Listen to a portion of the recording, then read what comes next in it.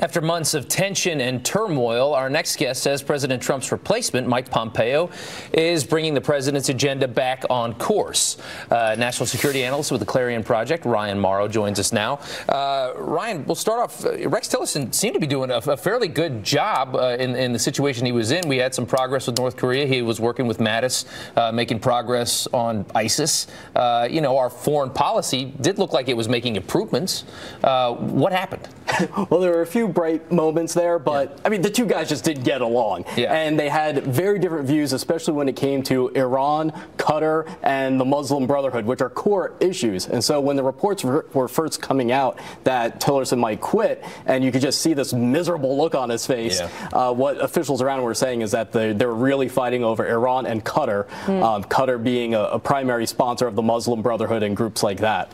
Are you surprised that he lasted this long into President Trump's administration then? I am, because you very rarely saw the guy smile. And the differences were so big. I mean, if you disagree on the Iran deal, how are you going to have a functioning foreign policy?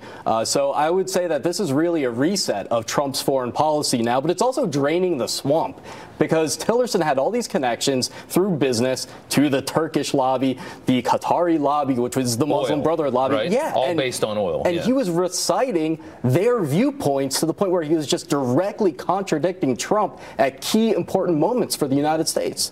You talk about JCPO, that's the Iran deal. We also have, he disagreed on the Paris Climate Accord, and then you have the tariffs as well. I don't think he was a fan of. Starting with the Iran deal, the people that say that Tillerson was right on this are the people that say that we've already given Iran all of the incentive to do the right thing. Why go back on a deal when we've already paid them? Why give them just the ability to do whatever they want after they've already gotten their money? Yeah, well, how do you see it? Because we've been waiting so long to take action. And to me, since the problem gets worse over time, that also falls on Tillerson's lap, because if we had just gone in there once Trump came in and either scrapped the deal or unilaterally modified it or just hit Iran with sanctions, which are actually allowed under the deal, we could have deterred businesses from making tons of blood money off of the Iranians. But what you're going to see happen now that the CIA and the State Department are on the same page is that there's a guy nicknamed the Dark Prince who's basically going to wage a covert war against Iran, North Korea, Pakistan, and whoever else. How much of an impact do you think his relationship with Israel and also the upcoming talks with North Korea weigh in on this and the timing of this? Well, what's interesting is that Pompeo has basically said that he'd like to see the regime gone in North Korea. That's not the Trump administration's official position, even though I'm sure they would say, yeah, it'd be great if that guy got out of there. And he's also tried to really analyze whether we can get an insurgency going on inside North Korea, because they could get rid of the nuclear weapons. They're still going to be a terror. When it comes to Israel, Pompeo is going to be more pro-Israel than Tillerson.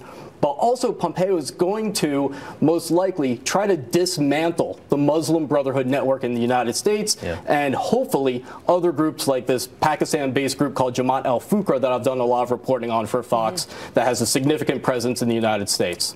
Quick answer on this. Politico had an article saying that Tillerson was very marginalized in the position that Pompeo is going to be much more of an effective partner for Jim Mattis running defense.